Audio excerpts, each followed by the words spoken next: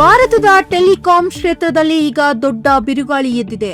ಇಷ್ಟು ದಿನ ಜಿಯೋ ಮತ್ತು ಏರ್ಟೆಲ್ ಅಬ್ಬರಕ್ಕೆ ಕಂಗೆಟ್ಟಿದ್ದ ಬಿಎಸ್ಎನ್ಎಲ್ ಈಗ ಒಂಟಿಯಾಗಿ ಅಲ್ಲ, ಖಾಸಗಿ ಸಂಸ್ಥೆ ವೊಡಾಫೋನ್ ಐಡಿಯಾ ಜೊತೆ ಕೈಜೋಡಿಸಿ ಅಖಾಡಕ್ಕೆ ಇಳಿಯುತ್ತಿದೆ.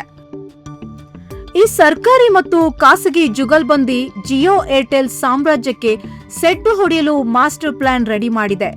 ಏನಿದು ಒಪ್ಪಂದ? ಇಲ್ಲಿದೆ ಕಂಪ್ಲೀಟ್ ಡೀಟೇಲ್ಸ್. ಯಾಕಾಗಿ ಈ ಮಹತ್ವದ ಹೆಜ್ಜೆ ಅಂತೀರಾ? ಬಿಎಸ್ಎನ್ಎಲ್ ಅಂದ್ರೆ ಕಡಿಮೆ ಬೆಲೆ, ಆದ್ರೆ ನೆಟ್ವರ್ಕ್ ಸಮಸ್ಯೆ ದೊಡ್ಡ ತಲೆನೋವಾಗಿತ್ತು.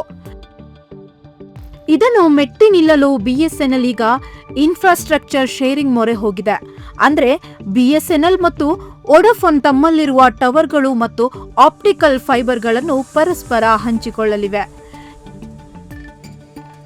ಇದರಿಂದ ಬಿಎಸ್ಎನ್ಎಲ್ಗೆ ನೆಟ್ವರ್ಕ್ ವ್ಯಾಪ್ತಿ ಹೆಚ್ಚಾದ್ರೆ ವೊಡಾಫೋನ್ ಸಂಸ್ಥೆಗೆ ಹಣಕಾಸಿನ ಹೊರೆ ಕಡಿಮೆಯಾಗಲಿದೆ. ಒಟ್ನಲ್ಲಿ ಒಂದೇ ಕಲ್ಲಿಗೆ ಎರಡು ಹಕ್ಕಿ ಹೊಡೆಯುವ ಪ್ಲಾನ್ ಇದು. 5G ಎಂಟ್ರಿಗೆ ಮತ್ತು ತಾಂತ್ರಿಕ ಸಿದ್ಧತೆ ಕೇವಲ 4G ಮಾತ್ರವಲ್ಲ, 5Gಗೂ ಸಿದ್ಧತೆ ನಡೆದಿದೆ.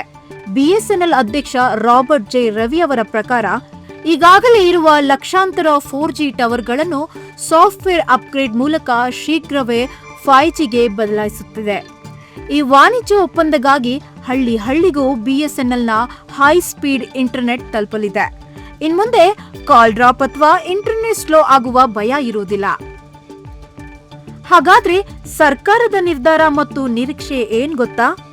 ದೂರ ಸಂಪರ್ಕ ಕಾರ್ಯದರ್ಶಿ ಅಮಿತ್ ಅಗರ್ವಾಲ್ ಅವರ ಪ್ರಕಾರ ಮುಂದಿನ ವರ್ಷದೊಳಗೆ ಈ ಒಪ್ಪಂದಕ್ಕೆ ಅಧಿಕೃತ ಮುದ್ರೆ ಬೀಳಲಿದೆ.